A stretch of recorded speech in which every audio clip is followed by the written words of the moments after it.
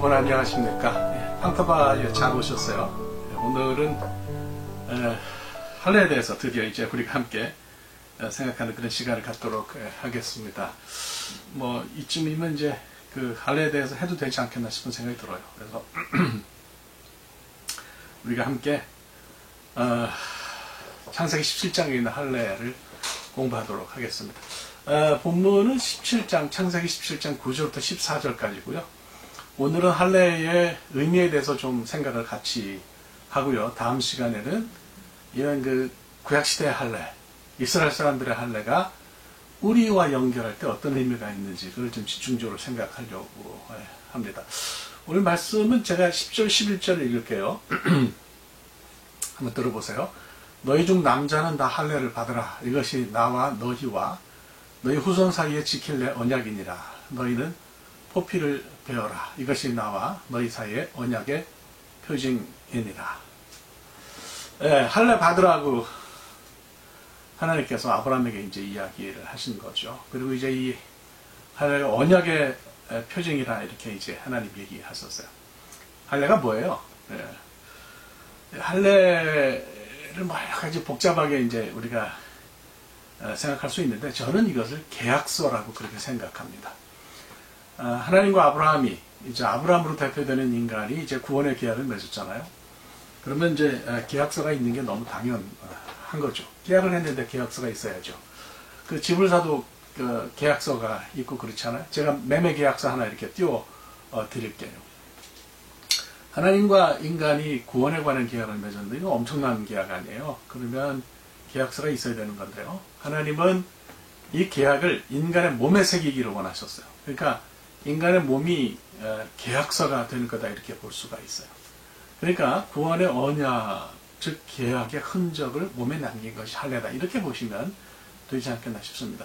제 왼손바닥을 지금 이렇게 보면 지금도 뭐 자랑할 것도 아니니까 보여드릴 것도 없는데 보면 굉장히 큰 상처가 있어요. 그러니까 옛날에 한 40년 전에 난 상처인데 아직까지 남아있어요. 대학 다닐 때 이제 친구가 그 친구가 이종엽 목사인데 빌려준 스쿠터를 타다가 그 밤인데 그 돌을 피하지를 못하고 그냥 부딪혀서 넘어졌어요. 그 이제 제가 그 안양에 살 때인데 안양에서 관양동으로 넘어가는 큰 길이 있어요. 근데 거기서 그냥 조그만 스쿠터니까 그 뭐 돌하고 부딪히니까 그냥 뭐 완전히 스쿠터도 날아가고 저도 그냥 개구리 뻗듯이 쭉 이렇게 앞으로 손바닥을 이렇게 하고 넘어졌는데 이게 뭐 다 긁히고 페이는 끔찍한 상처가 났어요. 뭐 옷도 다 빵꾸 나고 무릎도 망가지고 뭐 그렇게 됐죠. 지금도 그 손바닥을 이렇게 제가 들여다보면 그때 아픔과 기억이 되살아나요. 그때 진짜 아팠는데 그런 생각이 납니다. 아마 저랑 비슷한 상처가 몸에 혹은 상흔이 몸에 있으신 분이 있으면 아마 그 상처와 상흔과 관련된 기억을 그분도 생생하게 가지고 있을 거라 이런 생각이 들어요. 이런 이야기를 드리는 데는 이유가 있습니다. 오늘 할례에 관한 이야기를 하는데요. 바로 할례가 잊어버릴 수 없는 상처의 기억과 관계가 있기 때문에 그렇습니다.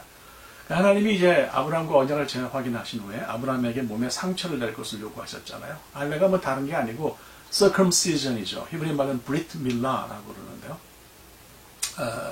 남성의 그 생식기의 피부 일부를 잘라내어서 인위적으로 거기에 상처를 만드는 거예요.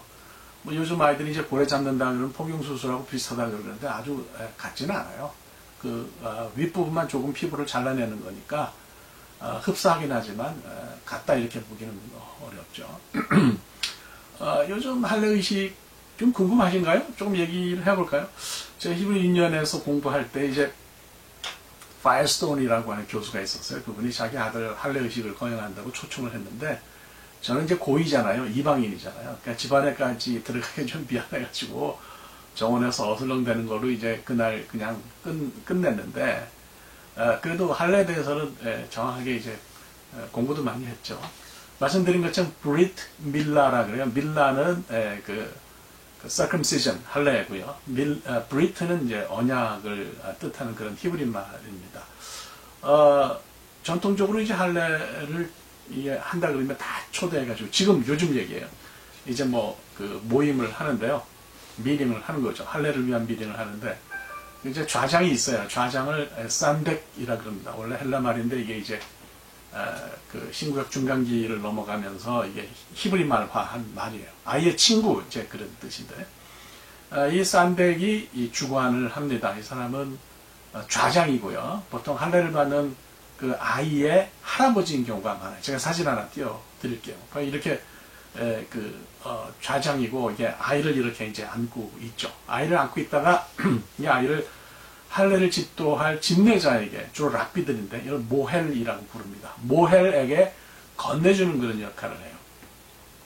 그러면 이제 모헬이 아이를 엘리야 의자라고 그러는 의자가 있어요. 저 이제 이것도 역시 사진으로 보여드릴게요.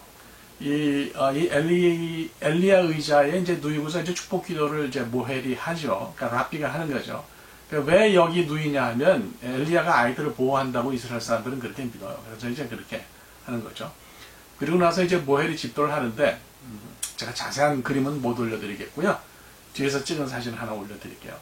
아이가 이제 너무 아프면 혀를 물 수가 있으니까 아이들이 말 못한다고 그래서 그 고통을 못 느낀다고 생각하면 착각이에요. 아이들도 엄청나대 그 고통이 무의식 속에 평생을 간다 그러기도 합니다. 예, 그래서 혀를 물지 않도록 입에 수건을 싹 물리고 짧은 시간에 전광석화처럼 샥 그냥 생식기 피부의 일부를 이제 잘라내죠. 그 다음에 이제 애가 아프잖아요. 그래서 고통을 줄여주기 위해서 심포도주를 입에 이제 이렇게 넣어줘요. 제가 이것도 이렇게 사진을 올리도록 하겠습니다.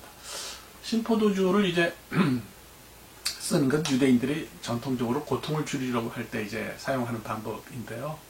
예수님이 십자가에 달리셨을 때도 이 정황이 아주 흡사했어요. 흡사했다고 제가 말씀드리는 이유는 예수님께서 십자가 위에서 뭘 드셨는지 분명하지 않아서 그래요. 복음서마다 조금 달라요. 마태복음하고 마가복음에는 예수님이 쓸개를 탄 포도주를 사람들에게서 받았다고 되어 있는데 주님이 이걸 안 드셨어요. 쓸개를 넣었으면 쓰지 않겠어요. 저도 쓴 거 굉장히 잘 못 먹거든요. 그러니까 안 좋아서 그러셨는지 뭐 이유는 잘 모르겠는데 이걸 하여튼 안 드셨다고 돼 있어요. 근데 하여튼 이스라엘 사람들은 포도주에 쓸개를 탄 거는 마취 성분이 있는 거라고 봐요. 그래서 예수님의 고통을 좀 줄여드리려고 했던 거 아니냐 싶기도 하고요. 누가복음에는 이제 신포도주를 주님께 드렸는데 주님 드셨는지 여부는 언급이 없고 요한복음으로 가면 이제 신포도주로 목을 축이셨다 이제 이런 내용이 있어요. 이게 이제 헬라말 단어를 찾아보니까 옥소스라고 하는 그런 단어인데요. 이건 이제 로마 군인들이 전통적으로 마시던 그런 음료였습니다. 그래서 포도주에 이제 식초나 향초 같은 걸 넣어서 만드는데 그림을 오늘날에도 이걸 만들어요. 그래서 이걸 보여드릴게요. 그림을 자세히 보시면 옥소스라고 쓰여져 있습니다. 하여간 각설하고 신포도주를 준 후에 이제 잘라낸 표피를 사람들에게 보여주고 이제 아이의 이름 그때 지어요. 왜냐하면 뭐 그 전에 하면 뭐 뭡니까 사탄이 이름 뺏어간다고 생각하기 때문에 그랬다는 거예요. 뭐 제가 할래 얘기는 길게 하려고 생각하지 않는데 자료를 얻었다고 생각하시면 좋겠습니다. 이런 그 아브라함 때 시작한 이 할례가 굉장히 유대인들에게 있어서 신구약 중간기로 들어가면서는 아주 굉장히 그 중요한 의미를 가진 게 됐어요. 특히 이제 마카비 시대에 이르면서는 유대인이라고 하는 신분, 선민을 증명하는 그런 독특한 표지가 된 거죠. 왜 신구약 중간기 때 이스라엘이 고통을 당할 때 그랬을까? 그러니까 이민족의 침략을 아주 심각하게 경험했기 때문에 민족적인 위기를 당했을 때에 유대인이라고 하는 정체성을 잃지 않으려는 그런 노력으로 할례가 강조됐다 이렇게 이제 볼 수가 있는 거죠. 그럼 이제 여기서 우리가 질문을 던질 수가 있어요. 왜 하필이면 피를 흘리고 몸에 상처를 남기는 그런 행위가 언약과 관계가 있나? 오늘날에는 이걸 우리가 어떻게 받아들여야 되냐? 근데 제가 생각할 때 할례의 상처는 그 상흔 자체의 의미가 있는 건 아니라고 생각해요. 오히려 그 상흔이 가지고 있는 기억이 훨씬 더 중요하다고 생각합니다. 아이들이 그 난지 8일 만에 할례를 받으면 그게 평생을 그 기억이 간다고 제가 말씀을 드렸어요. 기억이 중요한 거죠. 하나님과 계약을 맺으면 인간이 그것을 잊지 않고 기억해야 할 필요가 있어요. 우리가 하나님과 계약을 맺었는데 그걸 잊어버리면 되겠느냐 하는 그런 얘기죠. 그 기억하려면 어떻게 되냐? 뭐 물론 사람이 기억력이 좋기도 하지만 계약서가 기억에는 필요한 거죠. 그래서 사람의 몸으로 계약서를 삼아서 거기 언약의 내용을 기록을 하고 그 상처가 남아있는 한 절대로 기억을 버리지 말라고 하나님 그렇게 하신 거 아니냐 이런 생각이 듭니다. 그래서 이제 오늘 우리가 생각하는 그런 할례의 의미는 다른 걸 떠나서 사람으로 하여금 하나님과 맺은 계약을 기억하도록 하는 것이 할례의 핵심이라고 생각해요. 14절 말씀 보면 내 언약이 너희 살에 있어 영원한 언약이 되려니와 이런 말씀이 있어요. 그러니까 언약의 의미를 살에 심었다 그런 거죠. 그러니까 살을 잘라내서 상처를 만들고 그것이 이제 상흔이 되면 이것이 기억과 연결이 된다고 하는 거예요. 그러니까 이 말씀 자체는 사람의 몸이 계약서라는 뜻의 다름 아니잖아요. 내 언약이 너희 살에 있다 그랬으니까. 그래서 이제 이 언약이 이스라엘이라는 민족과 맺은 것이기도 하지만 이제 개개인과 맺은 것이기도 해요. 사실 아브라함과 아브라함의 식솔들에게 하나님이 하라고 하신 이유는 이게 개개인과 맺은 언약이라는 성격이 강하거든요.